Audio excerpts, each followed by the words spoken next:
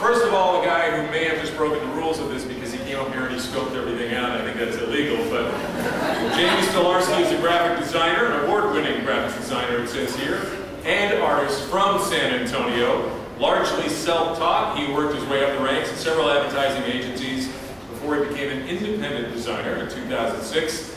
And you may not know it, but you've seen his work. He's responsible for many of the logos and the ad campaigns seen all around San Antonio, including CBS Energy, the San Antonio Silver Stars, and the Rampage, and the Landing. His work has also been published nationally and internationally. You got the Silver Standard in the magazines and the design collections, and it says here his only educational note is that he is a very proud alumnus of Travis Elementary. Please give it up, Jamie Stolarski! Randy Beamer. What a guy. Hello. I'm going to talk to you tonight about bad ideas. This is my presentation's in praise of bad ideas, and well, with that, I'm just going to go right into it. So, for those of you who don't know me personally, here's some of the work that you may have seen, you may be familiar with if you live in the greater San Antonio area. I worked for big agencies and for small firms, for myself and client side. But as a graphic designer, my job is primarily just to make things look pretty for money. So in order to do that, I'm expected to have ideas, and lots of ideas. And you know, how do you go about getting ideas? Well, there's a quote from Clarence Pauling that kind of sums it up: is the idea is, the way to get ideas is to get lots of ideas and then put the bad ones away. I guess I should pause here and kind of talk about what I mean by bad ideas.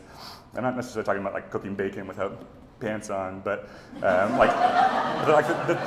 thoughts and the musings that get you from point A to point B, the stuff that nobody ever sees, that you kind of hide under a bushel. So this is in celebration of those bad ideas. These ideas, however unloved, are absolutely essential, because how can you qualify something as great or even adequate without actually having the benchmark of terrible? It's like at McDonald's where they don't have small anymore, they only have medium and large. You can't have medium without having a small. So anyway, you can't have a good idea without having a benchmark of bad ideas to measure it against. So in every bad idea, there's a germ of a good one. The very fact that something sucks is what compels us to make it better, to explore what it would take to shape it into something that we wouldn't feel absolutely mortified by putting out in the world as a reflection of ourselves. Like in TV writing, they call this technique, they call it the bad version. It's putting down on paper the shitty solution that actually satisfies the problem in plot, but it's just the worst idea. But it achieves two things. It shames the creator into working backwards towards a version like even remotely better, but it also limbers up the mind to unorthodox, unexpected, non-linear solutions. So which leads me to what I like to call my lead balloon animals. These are ideas that never really actually made it off the ground. I'm sharing them with you tonight for the first time. They exist only to clear my head or pave the way for something better, or to force levity into a an otherwise pretty serious situation, serious project. So this is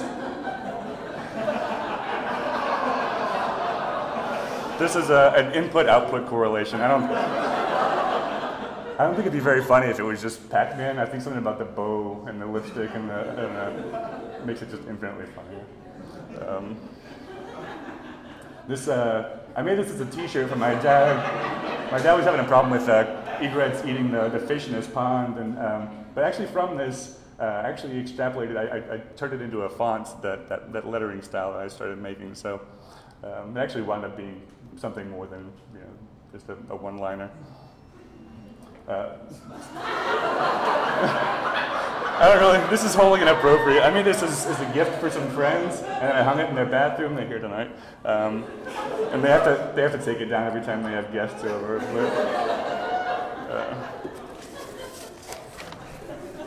I told you there were some bad ideas.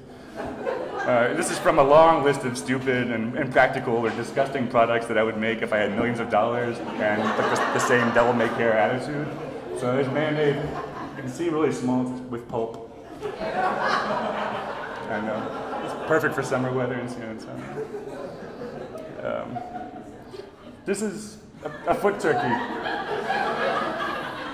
I don't know what else to say about that, really. I mean, Thanksgiving was upon us, and I like how sad he looks. The hand turkey had a good run.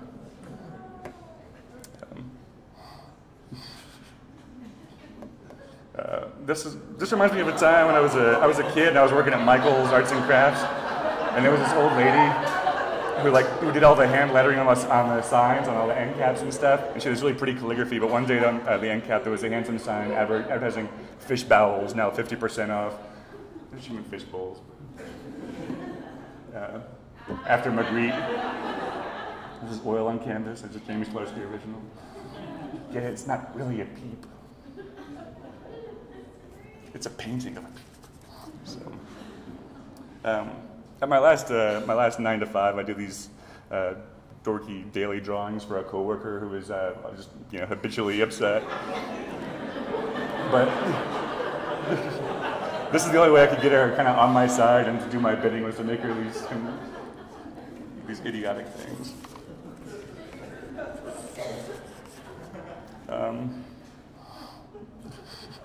This is a Valentine's card for my long-suffering wife. She didn't appreciate it at all, but I like how just kind of bubbly and, hallmark it feels until you read it. Sorry, Lee.